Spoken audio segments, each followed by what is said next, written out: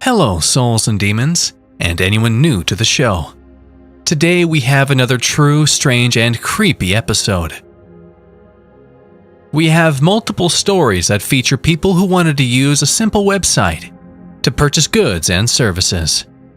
But the people the original poster ran into were far from normal. And with that, sit back, grip your seats, and enjoy the show.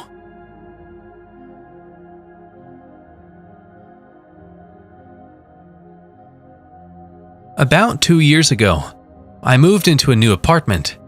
The walls were very thin, and because of the fire safety laws in my city, my bedroom had one window, which led into the living room, and none with outside access. The window will be important later. It was 3 bedrooms, one for me, one for the master tenant, and one spare, which at the time was rented out by a pretty friendly guy. Well, friendly guy had issues with his work visa and had to move back to Canada last minute, leaving us about 2 weeks to find another roommate. Our quickest and easiest option was CRAIGSLIST. Due to my work schedule, I had no part in the selection process, but was content when the new roommate moved in a little later. He seemed a bit off, but friendly. He was a very tall, large guy, but pretty quiet, and not someone I wanted to go out of my way to hang out with, but was okay to be around and be cordial with. About 2 weeks into his move-in, the master tenant left for Hawaii, leaving he and I alone in the home for the month-long duration of his stay. For the next few days, things are normal. All of a sudden, about 4 days into the trip, I'm woken up at about 8 a.m. to a frantic knocking at my door. Roommate, we'll call him Kyle, is standing there when I open up, looking frazzled. He looks me dead in the eyes and says, "So, do you want to tell me what went on last night?" To which I was shocked and confused, because I had come home from work at about 9 p.m. and immediately showered and went to bed. I explained this to him, and he tells me that he heard me screaming and arguing with someone in my room, that he saw me in the side alley out the window, arguing with our landlord, whom I'd never seen at this point, that he heard people coming in and out of our house. I tell him no way, none of that ever happened. After staring at me for a little longer, he leaves and doesn't bring it up again. The next morning, I wake up to the same thing. This time he says he saw me arguing with my boyfriend. I was single at the time, had seen me talking with our other roommate, who's in Hawaii, and asking me for the badge number of the officer I'd spoken to, since he had apparently seen me talking to a bunch of police as well.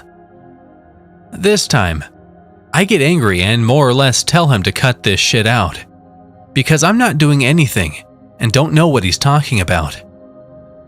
He gets a weird look on his face and says, "I think I had a seizure in my sleep. The next time it happens, call an ambulance." And then he leaves for a bit, only to start knocking again about an hour later, and when I open up, Kyle repeats the exact same story verbatim. This happens once more before I tell him to leave me the fuck alone and leave for work. I go to work as normal, and I am reluctant to return that night, but I'm too tired to switch to an alternate location. Big mistake.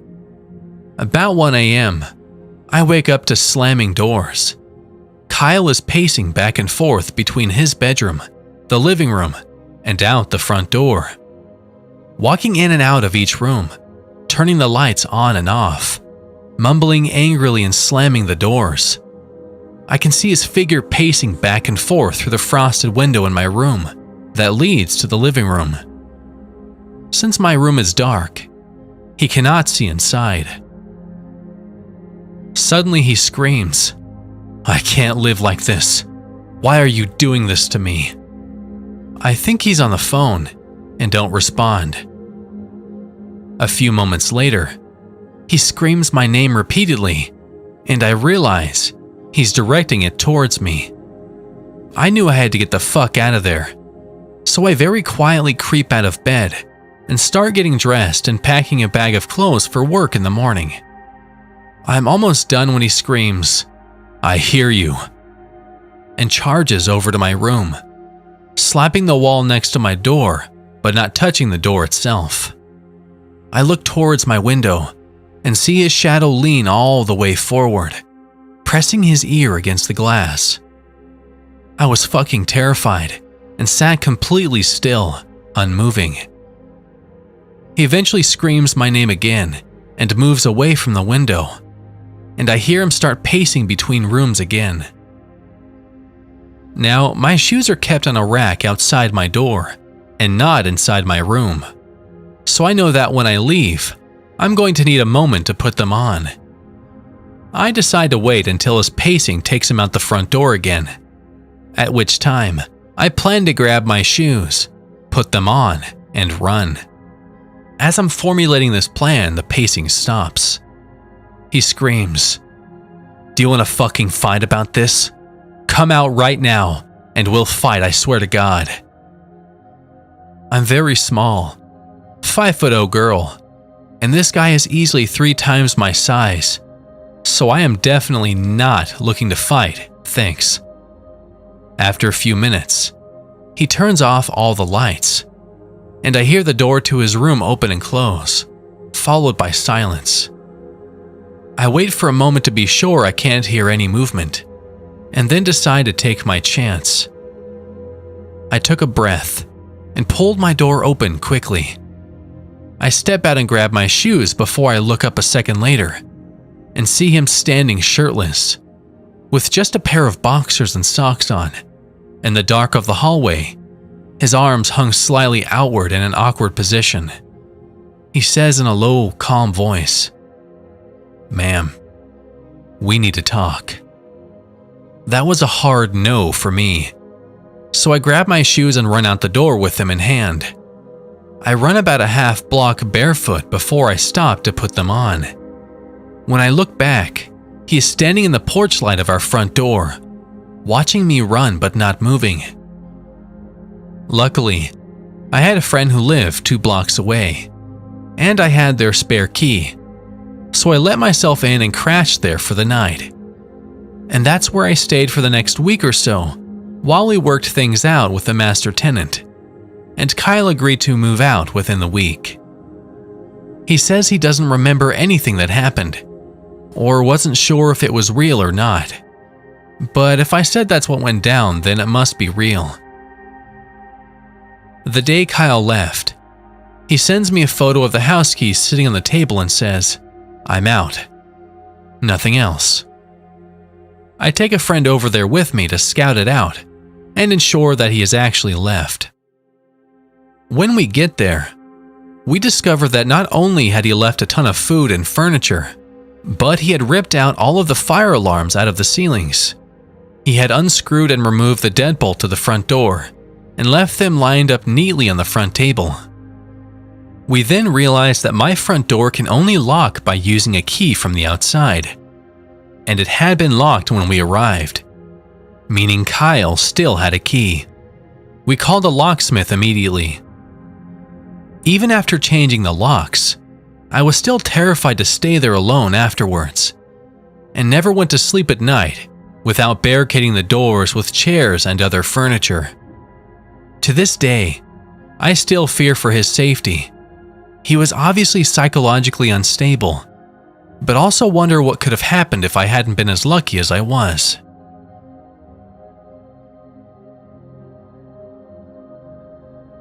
A few weeks ago, I had to fly out to a small town I'd never been to in order to look for a place to live.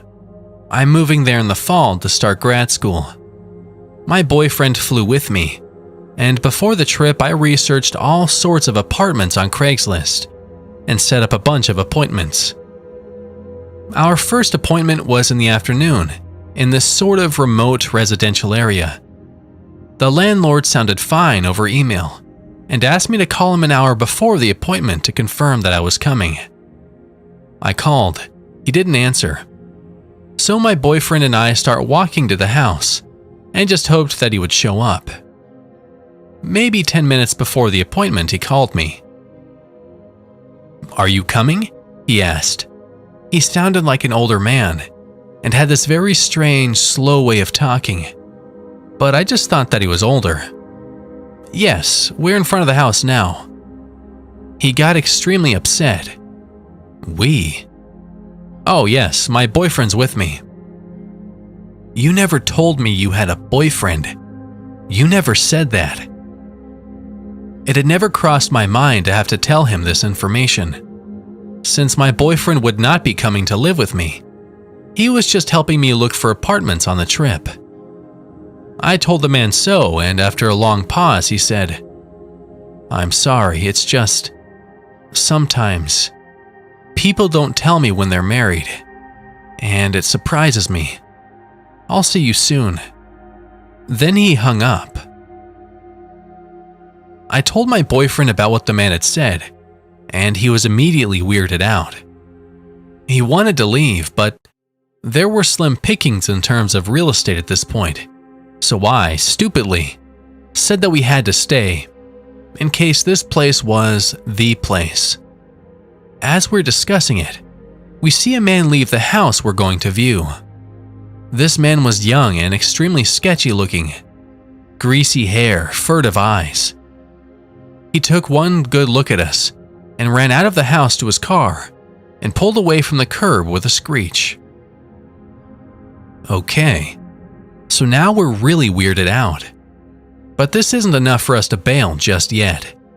And as we look at each other wondering what to do, the landlord arrives. He's in his 50s, very tall and very strong looking. His eyes are completely blank and empty of warmth or emotion. He slowly walks up to us and says, "I'd shake your hands, but mine are dirty." "What from?" my boyfriend asks. "Work," is the flat reply. He asks us a lot of questions about me, completely ignoring my boyfriend. The entire time he stares into my eyes without blinking. What am I going to school for? What other places am I considering for living? Is my boyfriend moving to this town too? I try to give answers that are as vague as possible. Meanwhile, my boyfriend asks the landlord questions of the same kind, which he refuses to answer. Then he says, apropos of nothing, "Let me show you the basement." At this point, I should have noped out of there, but I didn't. I kept thinking this was an eccentric old man from a small town. We're city folk, and that we were just feeling paranoid. My boyfriend, on the other hand, wanted out of there. But he followed us as the man led us to the back of the house, away from the street, to this sort of detached shed. He opened the door, and we saw that there were stairs leading down into utter darkness. As he flipped a switch at the top of the stairs, and the lights didn't come on. Normally the response for this is, "Oh shit, the light's out," or something like that. But he just said, and slowly walked down into the darkness.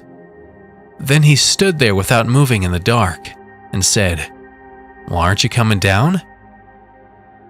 "There's nothing to see if the light's out," says my boyfriend. The landlord just stands there for a long time, then slowly walks up the stairs and closes the basement door without saying anything.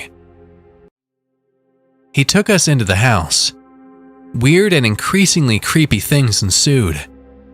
The front door, the only exit to the house, locked automatically.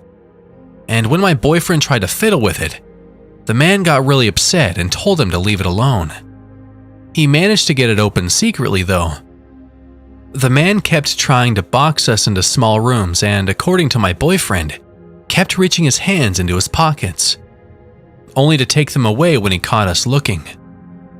On CRAIGSLIST and in person, the man claimed that there was a grad student already living in the house.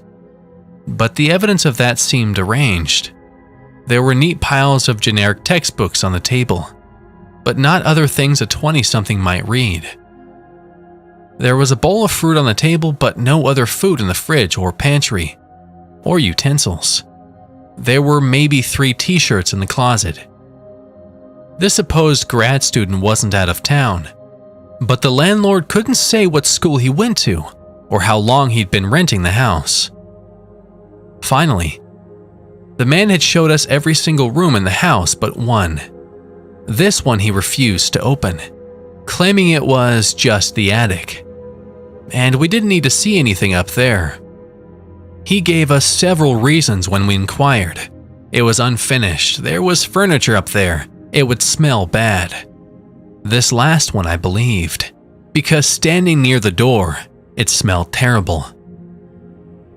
Finally, we made our excuses and bolted out of there. The man walked us out, pretending to go to his car to leave. And when he thought we had turned the corner, slowly sauntered back into the house. My boyfriend, fixated on the idea that there was something wrong with this guy, Googled the man that night. We found out 3 things. That he was a pillar of the community, known by a lot of the townspeople. That there was no evidence of him owning or managing a real estate company, as he claimed to on Craigslist. And that he had listed his home address as the very house we had been touring. The house where the grad student lived. After talking to my boyfriend, I've decided to contact Craigslist and the police department with my info. The police said that they'll drop by for a check-in. So for the several past weeks, I've been waiting to hear back from the police department. Yesterday, my curiosity got the better of me, and I asked them if anything had ever come of the investigation that they said was in progress. I left a message and they got back to me today. From what I understand, the police used my information to perform a wellness check on the grad student who the landlord claimed lived in the house. The landlord came to the door and told them that he, the grad student, had moved out already, and I think gave them a new address for him. But I'm not entirely sure what went down, because the officer was being very vague with me. Anyway, I guess the officer running the wellness check, a woman, still asked to look inside the home because it was protocol to make sure the grad student wasn't actually in there, in need of aid or something. The landlord was very resistant but had to let them inside. The police looked around and didn't find any evidence of the grad student being in there. But she agreed with me that the landlord's behavior was off. When I asked her about the attic in the basement, she paused and seemed hesitant to tell me anything. She said the landlord eventually let them look into the rooms to make sure the grad student wasn't in there. I asked her if she found anything. I think if there's anything in plain view, the police can arrest someone, even during a warrantless wellness check. And she again hesitated and eventually admitted that they didn't find anything criminal, but that there was definitely a strange smell in the attic, along with some carpet bags. I guess they weren't allowed to open those. What chilled me was that she said she went into the basement while her partner waited at the top. She actually fell down the stairs because half of the steps were all broken up and strangely ragged, with some of them missing altogether. But there was still nothing down there, nor any sign of the grad student, so the police left. The officer seemed new/young, but really dedicated to her job. I'm not entirely convinced she knows what she's doing, only because of the way she was talking. It was just a very youngish, not authoritative way of speaking, but she was really kind and sympathetic towards me when I first came forward with my info. When I asked if that was the end of it, she told me she was trying. I don't really know what that means. I get the feeling that there's not much she can do legally, though I'm not sure as she didn't say so herself. She said that the investigation is still in progress, and then asked if I was comfortable ever coming to the station to talk to her in person once I moved to that town. So that's that for now, at least. I'm not really sure where any of this is going, If that's the end of it, if that's the most the police can do, or if this police officer is really going to pursue it and uncover anything. I don't know what's going on. In some ways, I feel helpless and confused. And in others, I'm not sure if I'm relieved that they didn't find dead bodies, and if I want that to be the end of it. I don't know. Also, this could and probably is unrelated, but I received an email from an unknown sender today. All it said was it you? Creepy. There was a link in the email that I foolishly clicked on, but my computer's antivirus software caught a virus from the link and neutralized it, as well as destroyed the infected email. I ran more scans on my computer to make sure it was clean, and it was only after that I wondered if the email wasn't just a typical spam, but a message from the landlord himself. I'm probably just being paranoid, but for now, that's the update.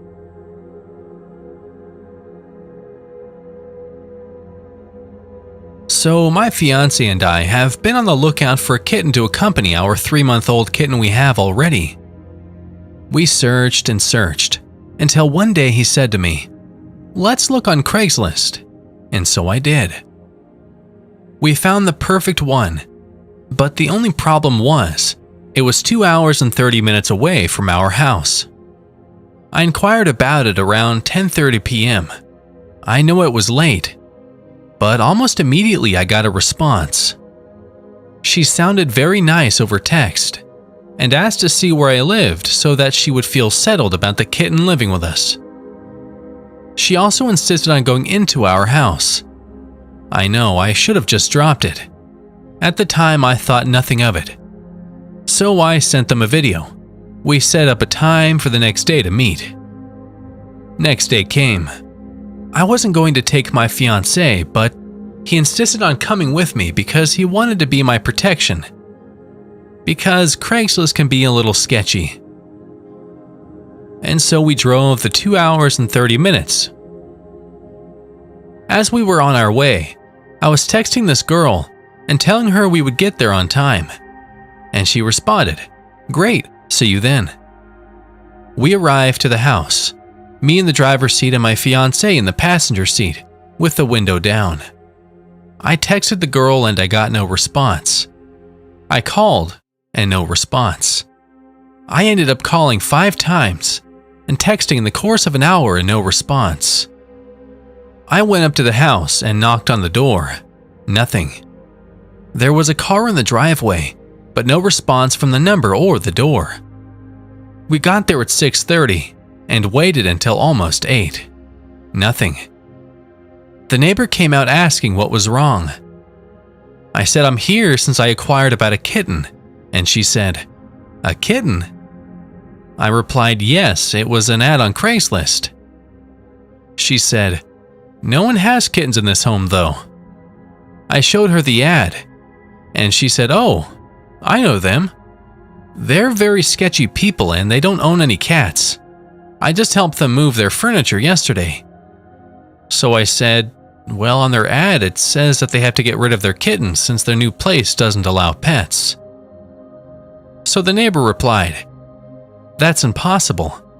I have a dog and so does the next door over." I immediately found this creepy and assumed the neighbor was also in on something, since it was too creepy and I was feeling anxious. I thanked her and left along with my fiancé.